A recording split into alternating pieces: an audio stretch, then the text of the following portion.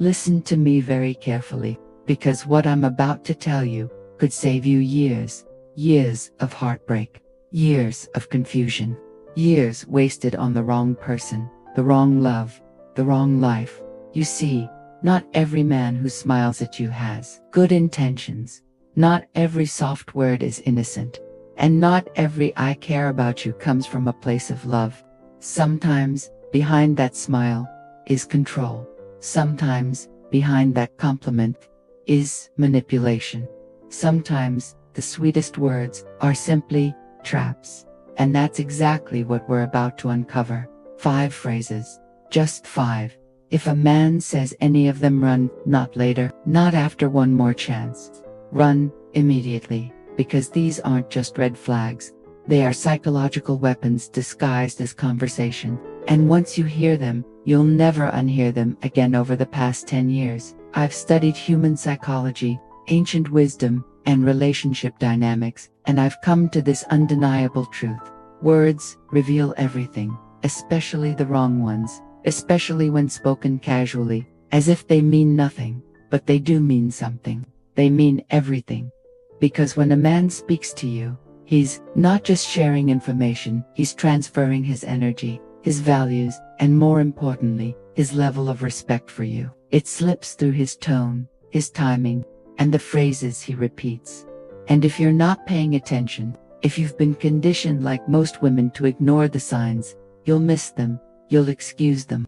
You'll end up rationalizing what your soul already knows. This doesn't feel right. Most women have been raised to give the benefit of the doubt, to see potential instead of patterns, to fix instead of protect, to stay instead of walk away. And that's why emotional predators still win. Yes, emotional predators. That's exactly what they are. They don't need fists or threats. They use words, specific words, designed to test your boundaries, lower your standards, and quietly erode your worth. The ancient Stoic philosophy teaches that words are energy. They don't just carry sound, they carry intention. And when spoken, they move directly into your energetic field, into your space, your spirit. That's why some conversations leave you confused, tired, emotionally drained, even when no argument happened, even when you can't explain why. Your intuition noticed something. It picked up on the shift. But your logical brain, it dismissed it because the manipulation was subtle, smooth, coated in calmness. What I'm about to give you isn't just relationship advice. It's self-defense, not for your body but for your mind, your heart, your future. Because here's what no one tells you. The man you choose doesn't just affect your love life. He affects your friendships, your self-esteem, your finances, your family, even your physical health. This isn't something I just read in a book. It's what life has taught me, firsthand. I've paid a heavy price for not understanding these psychological patterns, and I don't want you to go through the same pain just to learn what I had to learn the hard way. Choose wrong, and you'll spend years trying to heal damage that didn't even begin with you. Choose right, or, better yet, learn to walk away from the wrong ones early and you free up your entire life to thrive. So now, let's start with the first phrase. It may sound familiar, because it's one that's thrown around casually, almost like a joke. But don't laugh it off, because when a man says, "You're too sensitive," or "You're overreacting," "You're being dramatic," he's not just disagreeing with your feelings, he's undermining your reality. This isn't a harmless comment. It's one of the most effective tools of psychological manipulation. Why? Because it makes you doubt your own emotional compass. It shifts the focus away from what hurt you and onto why you shouldn't be hurt. He's not saying you feel too much. He's saying, "I don't want to deal with how you feel." He's testing whether you'll abandon your truth to protect his comfort, whether you'll shrink yourself so he can feel bigger. A man who truly cares about you won't shame your sensitivity. He won't gaslight your pain. He'll ask, he'll listen, he'll care. But a man who says you're too sensitive, he's not pointing out a flaw. He's revealing his own, his inability to hold space for a woman who knows her worth and speaks her truth. Because a man who truly cares doesn't shame your emotions. He welcomes them. He gets curious. He listens, not just with his ears, but with the intent to understand. Even if he doesn't immediately agree, he still holds space for you to feel. That's what emotional safety looks like. But when a man tells you that your emotional reactions are too much, too intense, or too sensitive, he's not just being dismissive. He's telling you, in no uncertain terms, that his comfort matters more than your authenticity, that your emotional reality is inconvenient to him, that who you are raw real, feeling is somehow wrong. And here's where it gets insidious. That one small sentence, it plants a seed, a tiny, quiet seed of self-doubt. And that seed starts to grow. You begin to monitor yourself, question your gut, second-guess your instincts. You find yourself replaying moments in your head. Was I overreacting? Was I too emotional? Did I ruin the moment by speaking up? Little by little, your connection to your inner voice weakens. You become afraid of your own feelings, and that is exactly what emotional predators want. Because here's the truth, your intuition is your compass, your lifeline. It's the one thing that can sense what your logic misses. It's the quiet whisper that says, this doesn't feel right, long before your mind catches up. And if someone can disconnect you from that compass, they can steer you anywhere they want. That's why they want you doubting it. That's why they downplay your emotions, call you dramatic, and make you feel like your sensitivity is a burden. Because once you stop trusting your inner voice, you're no longer protected. You're no longer grounded. You're easier to manipulate.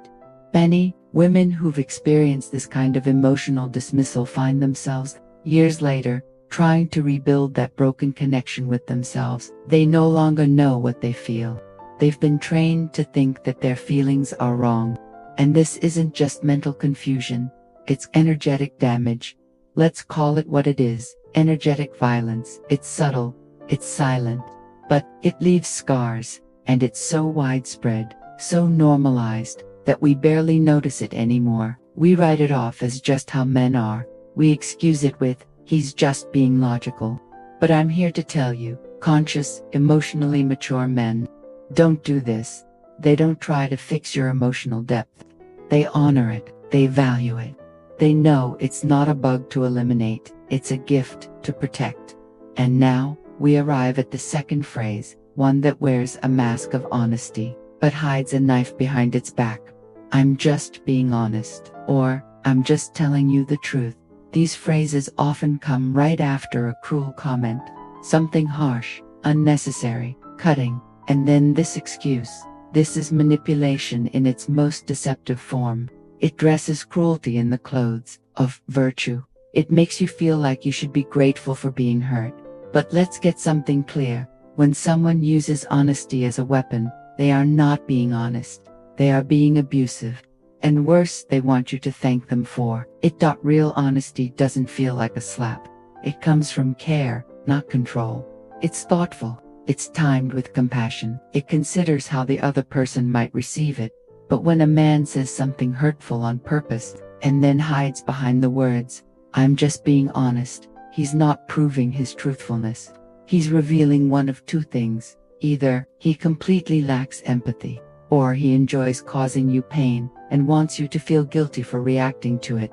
And I've seen this destroy women's self-worth, bit by bit. They start shrinking. They stop dressing a certain way. They start hiding their ambitions, their voice, their light, all because he made little comments that chipped away at who they are. He'll make digs at your looks, your dreams, your intelligence, your friends, even your family. No area is off. And when you finally speak up, when you say, that hurt me, he turns it back on you. You're too sensitive. You just can't handle the truth. You don't appreciate honesty. And just like that, you're in a trap.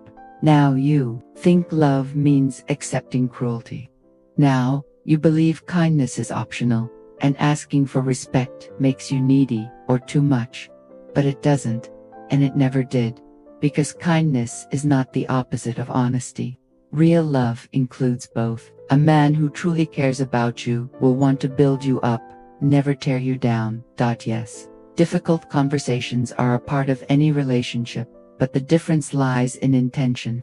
When someone truly loves you, they bring things up not to belittle you, but to strengthen the bond between you.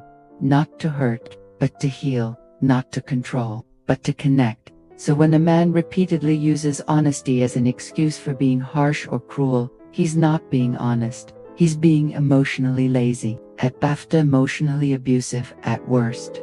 He's not interested in helping you grow. He's interested in asserting dominance, in making you smaller, in putting himself above you. What makes this phrase, "I'm just being honest," so dangerous is the way society conditions us to admire it. We're taught to value realness more than kindness. We're told that brutal honesty is a virtue, that we should be grateful when someone is just telling it like it is, even when it hurts, even when it feels like emotional violence. But let's be very clear. Honesty without kindness is not honesty, it's cruelty. Wearing a mask, and real love does not hide behind that kind of mask. Now, let's move on to the third phrase, one that should make every alarm in your body go off. You're being controlling. This usually gets thrown at you when you've done something very reasonable, set a boundary, voiced a need, expressed a concern about his behavior. Sound familiar? You're not trying to control anyone. You're simply trying to create safety. And yet he labels you as controlling. Why? Because that's what gaslighting looks like. At its core, this tactic is designed to make you afraid of speaking up, afraid to advocate for yourself, afraid to even ask for the most basic things in a relationship. Let's clear something up right now. Boundaries are not control. They are not demands. They are not threats. They are not punishments. They are communication. Boundaries are the way you say, "This is what I need to feel safe. This is what I need to feel respected. This is how I need to be loved." So, when you say things like, "I need you to call me when you're running late," "I'm not okay with how you spoke to me," or "Can we have dedicated time together without distractions?" you are not trying to control him. You are being clear. You are setting standards. You are choosing self-respect over silence. But when a man reacts to those boundaries by calling you controlling, he reveals something deeper about himself. He's telling you without saying it outright that your needs are inconvenient to him, that his comfort matters more than your peace of mind. To him, your boundaries aren't important feedback. They're obstacles to his freedom.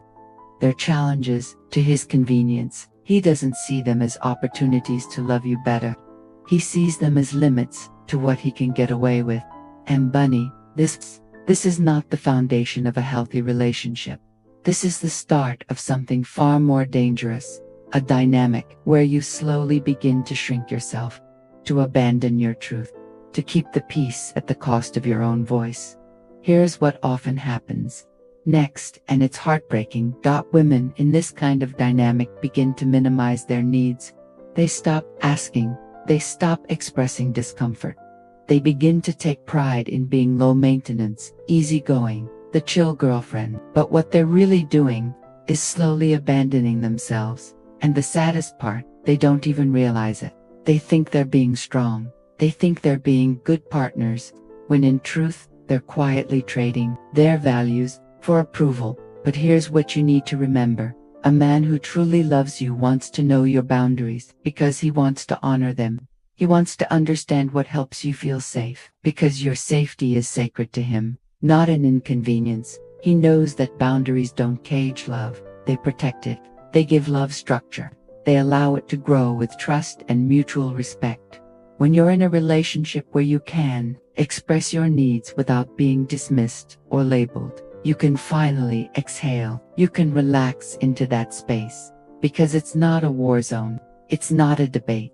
It's not a place where you're constantly defending your worth. It's home. It's peace. And most of all, it's real. When a man calls you controlling for having boundaries, he's really saying, "I want your love, your energy, your body," without having to be accountable for any of it. Because here's the truth. Those same men who label you as too much for setting limits are the very ones who will take advantage of you the moment you drop them. They want access to all of you. but only offer the bare minimum in return. Crave all the comforts of commitment, your emotional support, your presence, your loyalty, without any of the responsibility that real commitment requires, which leads us straight into the fourth phrase, and it may be the most deceptive of all, because it doesn't come with shouting or gaslighting or obvious red flags. It comes cloaked in softness and pseudo-honesty. I'm not ready for a relationship. Or, I don't want anything serious right now. Now, if he said this and behaved accordingly, kept his distance, didn't blur lines, didn't seek emotional or physical intimacy, that would be honesty, clear, respectful, transparent. But that's not what happens. What he says and what he does are in direct contradiction. He texts you all the time. He spends most of his free time with you. He introduces you to his friends, maybe even his family. He shares his secrets, his childhood stories, his dreams. He creates intimacy on every level, except with his words. His mouth says we're nothing, but his actions say you're everything. This is emotional manipulation, pure and simple. It's honesty on the surface, but deception in its intention. He gets to enjoy your presence, your heart, your BAFTA, but takes no responsibility for what you feel. Why? Because he already told you he wasn't ready. So now, he's guilt-free. He has a built-in escape clause. No matter how close you become, no matter how much you give, he can walk away at any moment and say, "But I told you from the beginning." And this is where your heart gets stuck in an impossible place. If you stay, you're accepting crumbs.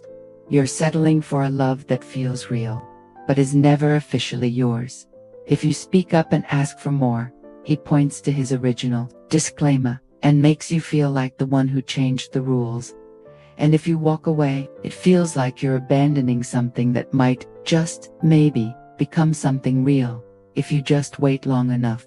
If you just hold on a little tighter, if you just prove that you're worth choosing. But here's what you need to understand. When a man wants to be with you, really be with you, there is no confusion. No, I'm not sure. No, let's see where this goes. No, limbo. No fog. A man who sees your value moves with clarity and intention. He knows what he wants, and he wants you fully, completely, and with commitment. The men who keep you suspended in uncertainty, they're not confused. Let me repeat that. They're not confused. They know exactly what they're doing. They want all the emotional, physical, and spiritual benefits of being with you, without the weight of actually choosing you. And that's what makes this dynamic so incredibly painful, because it keeps you emotionally invested, all while slowly wearing down your sense of worth. You begin to believe the lie that you're not enough to be chosen, that you must prove your worth, that commitment is something you must earn through patience, silence, and self-sacrifice. That if you were just more chill, more patient, more easygoing, maybe then he'd choose you. You don't even realize that you've started to bargain with your own value. And that's the real cost. You lose sight of the fact that being fully loved shouldn't be something you chase. It should be something you receive, simply by being who you are. The most heartbreaking part, these men often genuinely like you. They enjoy your company. They are attracted to you. They may even love you in their own limited, selfish way. But at the end of the day, they love their freedom more than they love your stability. They value their options more than your emotional safety. They'd rather keep you on the line, keep you hoping, than risk losing access to you by telling the full truth. And you deserve better than that. Because if a man can't choose you with his words, with his clarity, with his actions, with his honesty and commitment, then he is not your person. And now, we come to the fifth and most dangerous phrase, the one so quiet, so subtle, that most women don't even recognize it as manipulation until years later, when they're finally trying to piece themselves back together. And finally, we come to the fifth phrase, the quietest, the most subtle, but also the most soul-crushing. Because, unlike the others, it doesn't sound like a red flag. It sounds like disappointment, like regret, like something might be wrong with you. You've changed, but not in a good way. He doesn't have to say the second half. You hear it anyway. It lingers in his tone. It drips from the silence between his words. It lands like a quiet blow to the chest. This phrase hits you where it hurts most. It's not just a comment, it's an accusation. That the person you're becoming is somehow worse than who you were when he met you. And that's not just painful, it's dangerous. Because what this phrase is truly designed to do is make you doubt the validity of your own evolution. When a man says, "You've changed," and frames it as a bad thing, he's not making an observation, he's expressing a preference. Not for who you are now, but for who you used to be. More accommodating, less vocal, more focused on him, less focused on you, smaller, simpler, easier to handle. He's not upset that you've changed. He's upset that you've grown in a direction that no longer serves him. Here's what's likely happening beneath the surface. You've started setting boundaries. You're speaking your truth. You're pursuing dreams. You're healing. You're building confidence. You're becoming more you, and instead of celebrating that, instead of standing beside you with pride, he feels threatened. Because the version of you that he once adored was easier to control, less likely to challenge him, more likely to center your world around his dot. This phrase cuts deep because it hits the place inside us that longs to be accepted, seen, and loved not for who we were, but for who we're becoming. So when someone you love implies that your growth is a problem, a betrayal, a loss, it creates a psychological crisis. You begin to wonder, have I gone too far? Did I change too much? Should I go back to who I used to be? Is becoming more myself going to cost me this relationship? And that's exactly the trap, because you start to think that your evolution is the problem, instead of realizing that his love was never unconditional. I've watched this play out in women again and again. They stop going to therapy because he says it's changing them. They give up career goals because he liked them better when they were less ambitious. They stop setting boundaries because he preferred when they said yes to everything. Slowly but surely, they start undoing their own growth. They shrink, they dim, they apologize for becoming more. Why? Because a man looked them in the eyes and said, "You've changed," and they believed it was a bad thing. But here's what I need you to remember. A man who truly loves you does not just accept your growth, he champions it. He wants to see you expand, explore, and elevate.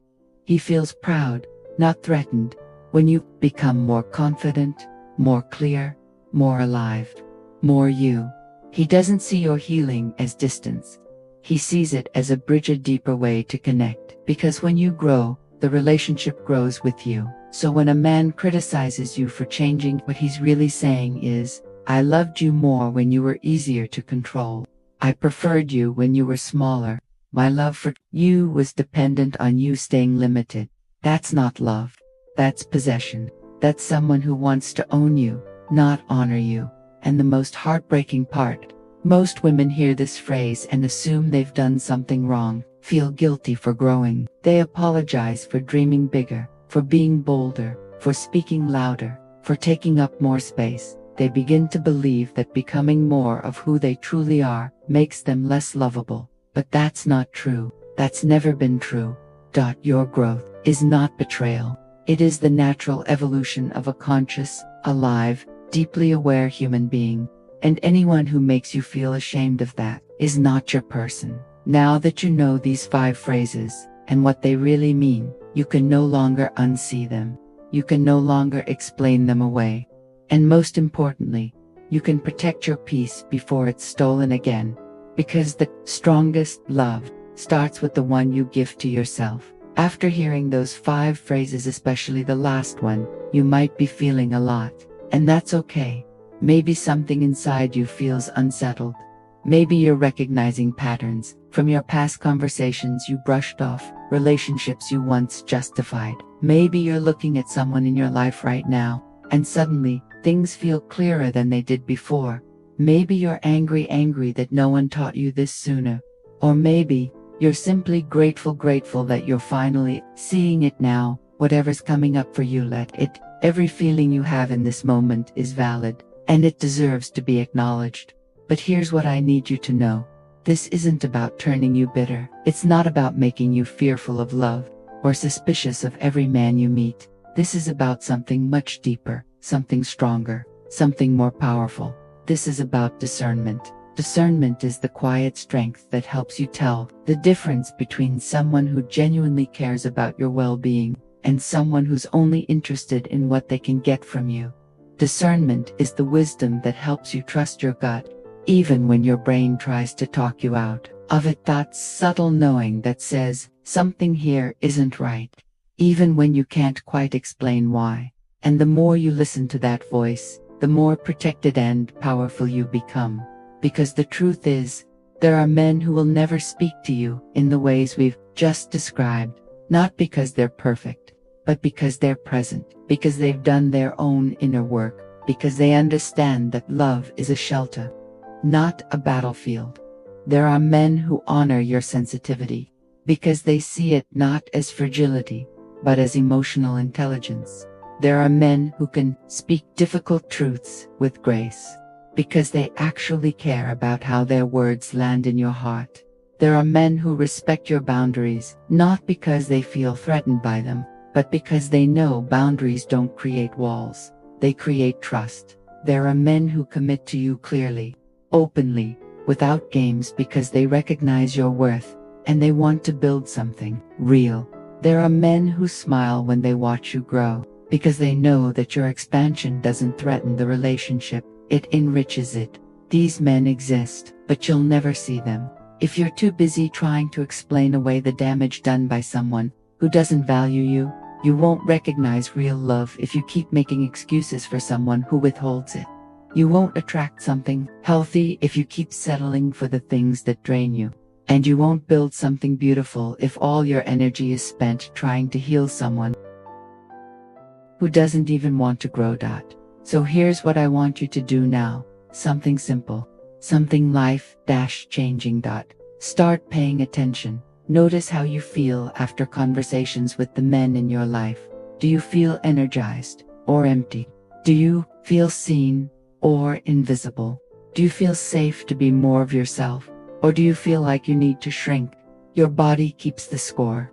Your energy doesn't lie.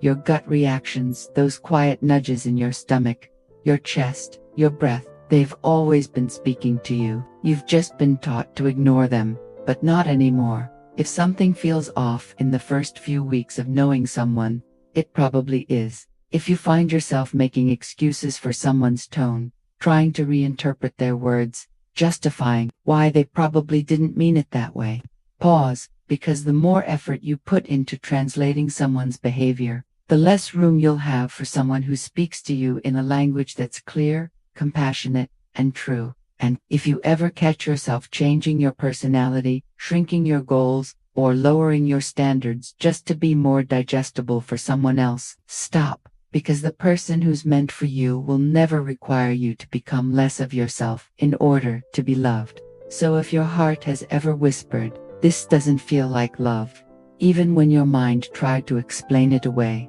trust that voice, because real love doesn't ask you to become smaller. It doesn't demand that you edit your truth to make someone else comfortable. When you find yourself constantly adjusting, bending, softening, not because you feel free, but because you're afraid of being too much, that's not love. That's a warning. And here's what I want you to carry with you from this entire conversation. Walking away from someone who doesn't value you is not cruelty. It is self-respect. It is self-preservation. It is love turned inward. It's not giving up on love. It's making room for the kind of love that truly sees you, respects you, chooses you fully, openly, without hesitation. Because every second you spend trying to convince someone to treat you well is a second you're not available to the one who would never make you beg for the bare minimum, the right person. They won't need endless explanations about why you deserve basic respect. They won't need to be convinced to choose you. They'll see your worth from the beginning, and they'll act accordingly. It won't feel like a negotiation. It won't feel like walking on eggshells. It will feel natural, safe, real. Let me share one truth that changed everything for me. Your boundaries are not walls. They're gates. They don't push love away. they allow the right love in. When you clearly express what you need in order to feel safe, respected, and valued, you're not being difficult, you're being clear. You're laying the foundation for something sustainable, for something real. And the people who resist that, they're not your people. The ones who stay, who ask questions, who learn, who adjust not because they have to, but because they want to. Those are your people. That's your tribe. That's love. Every time you honor your boundaries, you're teaching the world how to treat you. Every time you walk away from someone who minimizes your needs, you're reinforcing your worth. Every time you choose your peace over someone else's comfort, you're building a life rooted in mutual respect, not in one-sided sacrifice. This isn't about becoming hard or distant. This is about becoming clear, becoming intentional, becoming deeply aware of who gets access to your energy, your time, your heart, and your future. Because your love, it's rare, it's radiant, and it should be earned, not expected. And now, one final truth, maybe the most important of all. You are not responsible for healing the people who hurt you. You are not required to teach someone how to love you while they continue wounding you. You don't have to stay in places where your light gets dimmed just because someone else isn't ready to shine. The job is not to keep forgiving until you disappear. The job is not to love people into becoming better. That's their job. Your job is to stay true to you, to your needs, your truth, your light. To build a life where love is freely given and freely received, not negotiated in confusion or fear. Because the kind of love you're longing for, it's out there, and it's looking for you, too. But it can only find you when you stop settling. It can only recognize you when you're standing in your full self, not shrinking to be more convenient for someone who was never meant to hold you. So the next time someone says you're too sensitive, I'm just being honest, you're controlling, I'm not ready, or you've changed, take a deep breath, trust what you already know, and choose the path that honors your worth. Because you were never meant to earn love by abandoning yourself. You were meant to be loved exactly as you are. You deserve love that feels like freedom, not love that feels like prison. You deserve love that cheers on your growth, not punishes it. You deserve love that holds your sensitivity like a gift, not treats it like a flaw. So walk away from anything that makes you question your worth, and walk toward the kind of love that reflects it back to you every single day. Your future self will thank you for the courage, for the clarity, and for choosing yourself, even when it was hard, because the right love, it won't ask you to leave yourself behind. It will feel like coming home to who you truly are. If this message spoke to you, if even one part of you felt seen, heard, or healed, then this space is yours now. Subscribe to Stoic Havenway for more wisdom that protects your heart, strengthens your mind, and brings you back to yourself. You are not alone. You never were. And together we rise, stronger and softer than ever before.